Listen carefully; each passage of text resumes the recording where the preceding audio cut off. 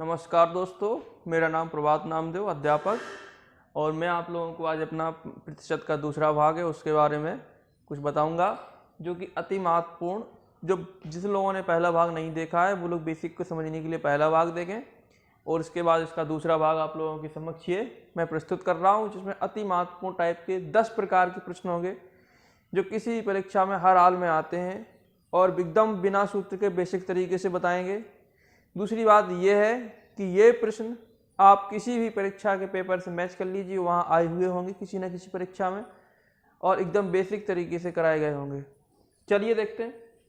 पहला टाइप होता है कि पहले किसी चीज़ में वृद्धि की जाए और फिर उसको वापस लाने के लिए उसी स्तर में उसमें वापसी में कितनी कमी की जाए।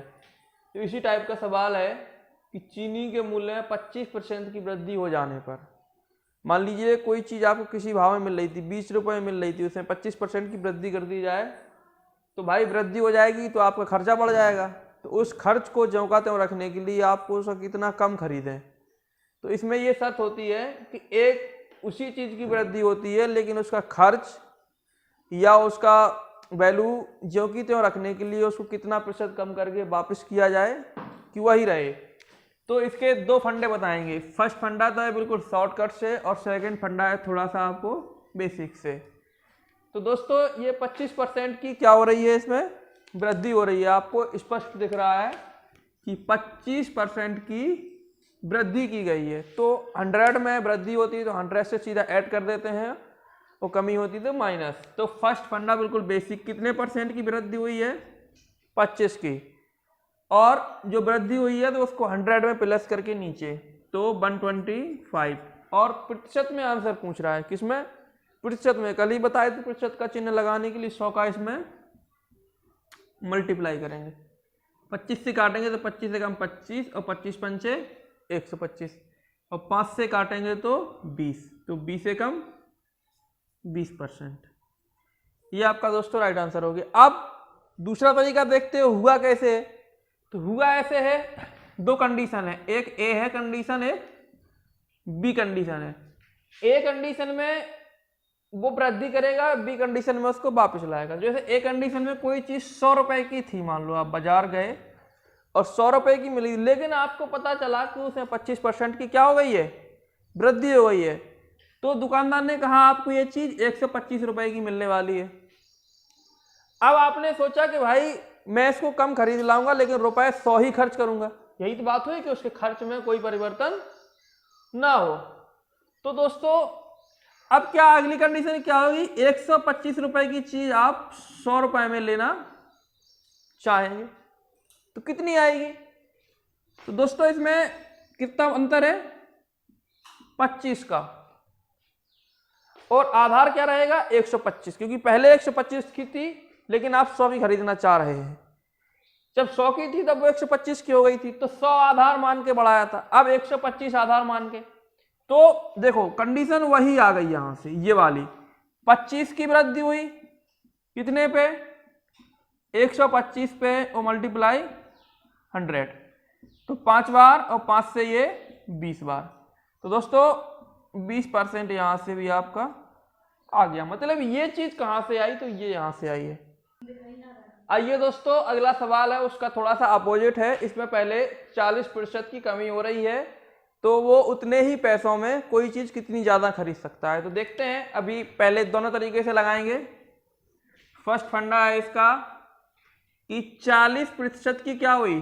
कमी। तो 100 की कोई चीज थी, प्रतिशत का मतलब 100, तो 40 की कमी हुई तो कितने की मिली? वो 60 की। तो जो कमी हुई वो ऊपर, 100 में से माइनस नीचे और मल्टीप्लाई 100। बिंदी से बिंदी 2 दूनी 4 और 2 तीन 6। अब कटेगा नहीं तो 200/3 यानी 66 सही 2/3%। इतनी चीज वो अधिक खरीद सकता है। अब दोस्तों दूसरे तरीका एक बार और देख लेते। वैसे मैं दूसरा तरीका बार बार बताऊंगा नहीं क्योंकि वीडियो बहुत बड़ा हो जाएगा। आप लोग शॉर्ट ट्रिक से सीखिए, बहुत आसान है, लेकिन देख लेते हैं। ए कंडीशन है और बी कंडीशन है। कंडीशन ए में कोई चीज 100 रुपए की थी, उसमें क्या 40% की कमी हो गई तो कितने की मिल रही है बाजार में? 60 रुपए की मिल रही। अब दूसरी कंडीशन क्या है कि अब वो 60 की है लेकिन इसको 100 रुपए में कितनी आएगी? तो दोस्तों कितना अंतर आया इसमें? 40 रुपए का। तो वही बात आ गई फिर से 40 और नीचे इसके आधार पे 60 से 100 हुआ तो 60 और मल्टीप्लाई 100, तो वही चीज आ गई 200/3 यानी 66 सही 2/3% कि इसमें वो ज्यादा चीज इसको खरीद सकता है। तो देखना ये पड़ेगा अपन को कि टाइप क्या है। बस यदि आप जीएस में जैसे क्वेश्चनों को याद करते हैं, जैसे आपने इनके स्ट्रक्चर को याद कर लिया कि इस टाइप का क्वेश्चन आएगा तो ऐसे लगेगा। परसेंटेज में मुश्किल में 10 से 12 टाइप होते हैं, इससे ज्यादा टाइप नहीं होते हैं। यदि आपने 10 से 12 टाइप तैयार कर लिए तो आपको कोई भी क्वेश्चन बाहर नहीं जाएगा, क्योंकि आपका एक टाइप हो गया है, फर्स्ट टाइप। चलिए दोस्तों, ये अब दूसरा टाइप है कि इसमें दोनों बार वृद्धि की जाएगी किसी चीज में, किसी के दाम में, किसी वस्तु में या किसी की मजदूरी में, या एक बार वृद्धि की जाएगी, एक बार कमी की जाएगी, या दोनों बार कमी की जाएगी, कुछ भी हो सकता है। तो इसमें टोटल कैलकुलेट किया जाता है, कुल क्या हुआ उसके साथ, फाइनल उसके पास क्या होगा। तो अब इसको दो टाइप इसके भी हो सकते हैं, लेकिन मैं आपको बिल्कुल सिंपल बताऊंगा। दूसरा टाइप टफ हो जाएगा थोड़ा सा। देखिए, पहले उसके वेतन को 10% बढ़ाया गया, तो +10, बढ़ाने के लिए प्लस और कम के लिए माइनस। फिर दोबारा क्या होगा, दोबारा भी उसका 20% वेतन बढ़ाया गया, तो +20। तो ये मान लो ए हो गया और ये बी बार हो गया, तो अब दोनों का मल्टीप्लाई, तो AB/100।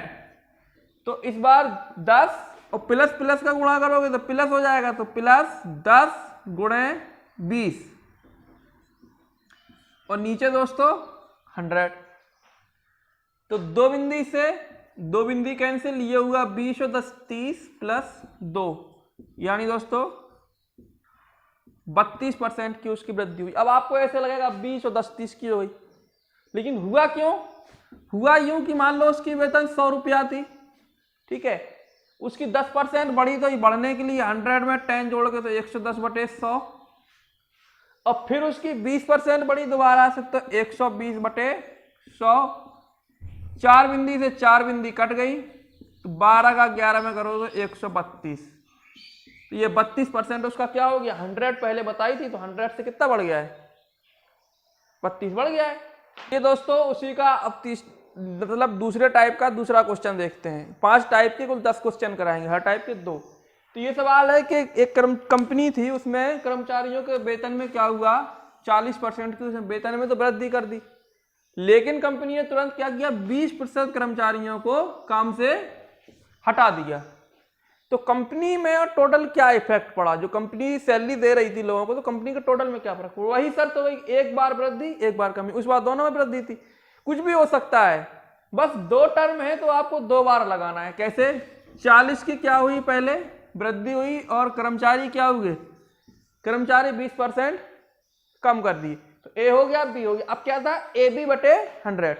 तो ये प्लस और माइनस का मल्टीप्लाई माइनस होगा, प्लस का और माइनस का मल्टीप्लाई करोगे तो माइनस होगा, ये आपको पता है। तो +40 और -20, तो प्लस माइनस माइनस 40 × 20/100 दोस्तों।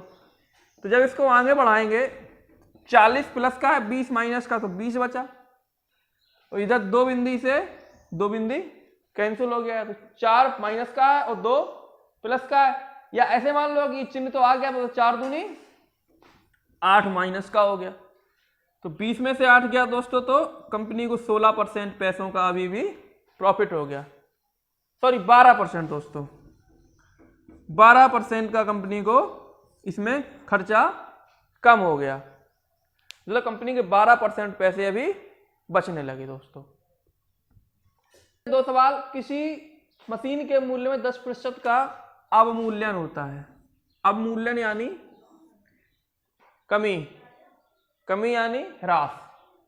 तो यदि उसका आज मूल्य इतना है, तो 3 वर्ष पूर्व वह कितने रुपए की थी। तो मान लीजिए 3 वर्ष पूर्व उसका मूल्य था X रुपया, ठीक है दोस्तों। तो ये 3 वर्ष पूर्व था। अब पहले वर्ष उसका क्या हुआ, 10% का अवमूल्यन हर साल हो रहा है। पहले वर्ष हुआ 10 100 की कोई चीज थी, तो कितने की बची, 90 की बची दोस्तों, तो 90/100, क्योंकि 90% की बची, 10% की क्या हुई अवमूल्यन पहले साल में। फिर दोस्तों दूसरे साल में भी क्या होगा, दोबारा से अवमूल्यन हुआ तो फिर 90% की बची, और फिर तीसरे साल भी उसमें 10% का अवमूल्यन हुआ तो फिर वो 90 की बची। और जो ये 3 साल बाद आज हम आ गए, क्योंकि एक्स की थी, पहला साल हुआ, दूसरा साल और तीसरा साल, तो वर्तमान में जो मिल रही है वो कितने की बिक रही है, 72,900 रुपए की दोस्तों। इसको कैंसिल करेंगे, एक बिंदी से एक बिंदी, एक बिंदी से एक बिंदी, एक बिंदी से एक बिंदी। आप चाहें तो डायरेक्ट काट सकते हैं, 9 से काटेंगे तो 9 8 72 और 9 एकम 9 दोस्तों। फिर 9 से 9 9 81 और 2 बिंदी, और फिर दोस्तों 9 से 9 एकम 9 1 पे 2 बिंदी दोस्तों। x/10 10 10 यानी 1000 बराबर 100 क्रॉस मल्टीप्लाई, तो x = 1 लाख। यानी वो वस्तु जब खरीदी गई थी उस टाइम पे, किसी जमाने में 3 साल पहले, तो 1 लाख रुपए की थी। उसका उपयोग ना होने की वजह से किसी कारण से वो कम दी गई, तो 72,900 रुपए की उसको बेचना पड़ा।